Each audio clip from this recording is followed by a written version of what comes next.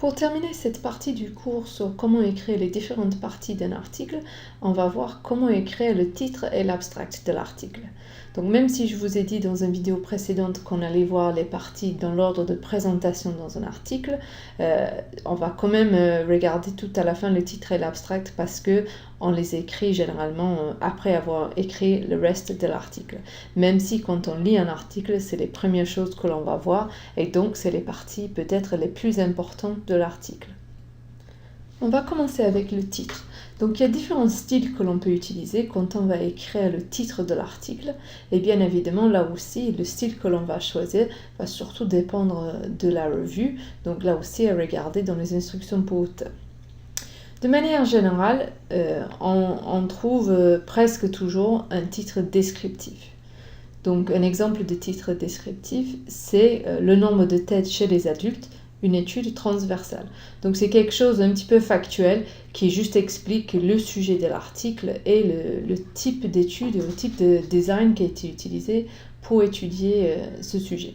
Donc c'est vraiment le style que l'on trouve le plus souvent. Mais aussi, on pourrait avoir un style qui est plutôt déclaratif ou informatif, où on va donner dans le titre le résultat principal de l'étude. Donc un exemple, c'est de dire que la plupart des adultes n'ont qu'une tête. Donc ça pourrait être le titre d'un papier qui a cherché à étudier le nombre de têtes chez les adultes. Et enfin, on peut avoir aussi un titre qui est plutôt interrogatif. Donc c'est là où vraiment on liste la question, on décrit la question qu'on a cherché à étudier dans notre étude. Donc on peut dire combien de têtes les adultes ont-ils. Un point important, c'est de toujours essayer d'inclure le schéma d'étude dans le titre. Donc, comme on a vu dans le titre descriptif, on a dit que c'était une étude transversale. Il faut, quel que soit le style, essayer d'inclure le schéma d'étude, puisque c'est ce qui est recommandé dans les différents types de recommandations du style Consort ou Stroop. Donc, n'hésitez pas à aller regarder dans ces recommandations, mais de manière générale, il est bien de dire est-ce que c'est une étude longitudinale, une étude transversale ou un essai randomisé, par exemple. Donc, après le titre, on va aussi essayer d'écrire l'abstract. Donc, bien évidemment, il est plus facile d'écrire l'abstract après avoir écrit l'article. Il faut toujours se méfier des abstracts que l'on a écrits sur des résultats préliminaires. Par exemple, si on a voulu soumettre un abstract à une conférence et ensuite on écrit l'article plus tard ou on complète les résultats plus tard, il ne faut pas juste partir sur le même abstract qu'on avait écrit auparavant. Il faut vraiment le mettre à jour en fonction de ce que l'on a présenté dans l'article. Et bien sûr, il faut réviser l'abstract à chaque fois qu'on révise l'article. Et puisqu'on écrit l'abstract après avoir écrit le reste de l'article, ce que l'on peut faire dans l'abstract, c'est vraiment juste faire des copier-coller de phrases, ou en tout cas des parties de phrases que l'on a déjà écrites dans l'article pour nous aider à écrire l'abstract. La longueur de l'abstract va varier là aussi selon les revues, donc encore une fois à vérifier dans les instructions pour auteur. Typiquement, on nous demande d'écrire entre 150 et 300 mots. Un abstract à 150 mots est vraiment très court, donc on ne peut pas mettre trop d'informations là-dedans.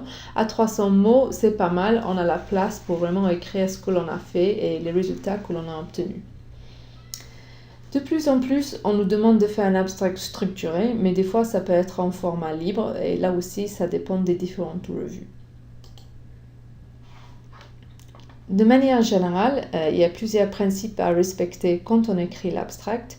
D'abord, l'abstract doit pouvoir se lire sans lire le reste du manuscrit. Donc, il faut vraiment que les informations les plus importantes de l'article soient contenues dans l'abstract. Et généralement, l'abstract avec le titre sont les seules parties de l'article qui vont être lues.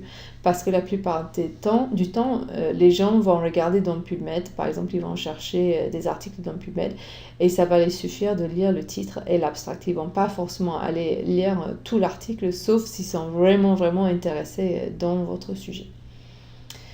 Par contre, l'abstract ne doit pas présenter d'éléments non rapportés dans l'article. Donc là aussi, c'est pour cela qu'il faut vraiment réviser l'abstract chaque fois qu'on révise l'article.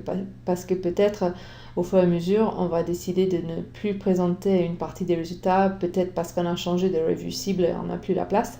Et donc, il faut être sûr que l'abstract ne contienne que des informations qui sont vraiment rapportées dans l'article même.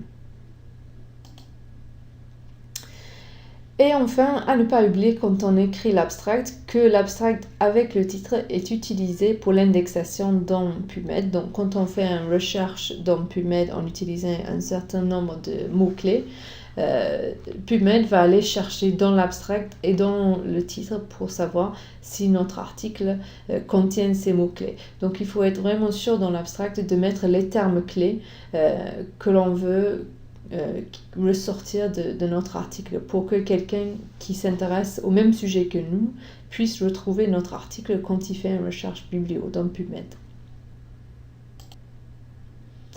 Donc pour revenir sur les différentes formes d'abstract, je vous ai dit dans la diapo précédente que des fois et de plus en plus souvent, on nous demande de faire un abstract structuré. Donc qu'est-ce que c'est un abstract structuré? Mais en fait, c'est juste un abstract où on a un certain nombre de sous-titres qui nous sont donnés par la revue et qu'on doit compléter finalement ces différentes parties de l'abstract.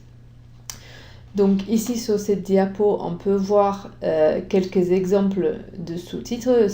Ça dépend selon la revue, donc il faut vraiment aller vérifier dans les instructions pour auteur. Mais de manière générale, on commence par une phrase de contexte. Ensuite, on va donner l'objectif.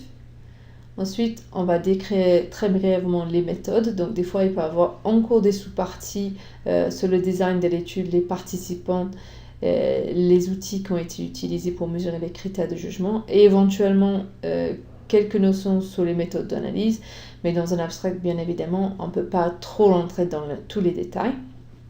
Après, de manière générale, la partie la plus longue d'un abstract structuré, c'est quand même la partie résultats, mais même on ne peut pas forcément donner tous les résultats, donc il faut donner les résultats principaux, donc bien évidemment ceux qui sont en lien avec les objectifs principaux de l'étude. Et enfin, on met une petite conclusion à la fin de l'abstract où on essaie de donner une réponse à la question posée. Donc là, c'est le take-home message. Et aussi, on va essayer de parler de l'implication de nos résultats ou de donner une recommandation. Donc là aussi, c'est assez court, peut-être une phrase, voire deux, mais pas plus long que cela. Donc voilà un abstract qui est tiré d'un article publié dans le BMJ. Donc là, on voit que c'est un abstract qui est structuré, qui est assez long, ça doit être au moins 300 mots.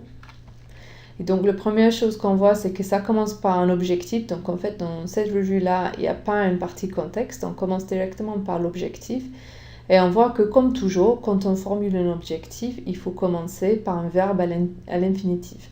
Donc, voilà, donc c'est un objectif qui est correctement formulé. Ensuite, il y a quelques informations sur les méthodes, donc c'est divisé en plusieurs sous-parties. On n'a pas un sous-titre méthode, mais on a un sous-titre design, setting, participants et critères de jugement principal. Et si on regarde par exemple la partie sur le design et le setting, ce qu'on peut voir c'est que là, ce n'est pas vraiment des vraies phrases. Il n'y a pas de verbe dans ces parties-là. Donc on a le droit quand même de ne pas faire une vraie phrase dans l'abstract pour certaines parties, en particulier pour les méthodes, on peut juste un petit peu lister les types de design ou le type de setting que l'on a utilisé. Après, si on passe à la partie résultat, on voit que c'est peut-être la partie la plus longue de l'abstract. Et ce qui est intéressant à noter dans cet abstract-là, c'est que les auteurs n'ont pas donné de p-value, ils ont donné que le hazard ratio et l'intervalle de confiance. Donc l'hazard ratio, c'est la mesure de l'association. Et avec l'intervalle de confiance, on peut déjà savoir si le résultat était significatif ou pas, parce que dans le cas d'un hazard ratio, si l'intervalle de confiance contient le chiffre 1, on sait que le résultat n'est pas significatif. Donc il n'y avait même pas besoin dans cet abstract de donner la p-value, mais par contre on doit toujours, même dans un abstract, donner la mesure de l'association et l'intervalle de confiance. Et enfin, il termine par une conclusion. C'est juste une phrase, elle est un petit peu longue, mais c'est une seule phrase et elle contient vraiment le take-home message. Et c'est-à-dire qu'ils considèrent que leur étude a montré que finalement les résultats d'études précédentes auraient pu être biaisés par des facteurs de confusion. Et donc, c'est vraiment le take-home message sur cet article-là. Et donc pour terminer, on va juste voir quelles sont les raisons pour lesquelles les papiers sont révisés par les reviewers. Donc c'est juste quelque chose à garder en tête quand vous écrivez vos articles. Donc les top 5 des raisons sont d'abord des statistiques inappropriées, incomplètes ou insuffisamment décrites. Ensuite, on a la surinterprétation des résultats. Donc on a parlé de cela lors de la vidéo sur la partie résultats. Troisièmement, on a l'utilisation de populations ou instruments inappropriés, sous-optimaux ou insuffisamment décrits. Ensuite, des échantillons de petite taille ou des échantillons biaisés. Et enfin, du texte mal écrit ou difficile à suivre. Donc on peut voir que sur ces 5 points, en fait, il y en a 3 au moins que l'on va pouvoir aborder lors de l'écriture de notre article. Donc déjà, il faudrait qu'on décrive suffisamment clairement les méthodes statistiques que l'on a utilisées. Il faut surtout éviter de surinterpréter des résultats. On a vu dans une vidéo précédente quelques exemples de phrases que l'on doit utiliser et des types de phrases que l'on doit éviter. Et le dernier point, c'est on voit que si le texte est mal écrit ou difficile à suivre, c'est très agaçant pour un reviewer. Et là, bien sûr, c'est quelque chose qu'on va pouvoir agir directement dessus quand on écrit un article. Donc, pour éviter ces défauts-là, je vous invite vraiment à faire un plan de votre article avant de commencer. Ça va vraiment faciliter l'écriture de l'article et ça va donner une logique finalement à votre article et ça va faire en sorte que c'est plus facile à lire quand on envoie un review et quand on demande à un reviewer de relire l'article. Après, sur le texte mal écrit, si vous écrivez en anglais, vous allez voir dans les vidéos qui vont suivre quelques conseils pour améliorer votre écriture en anglais.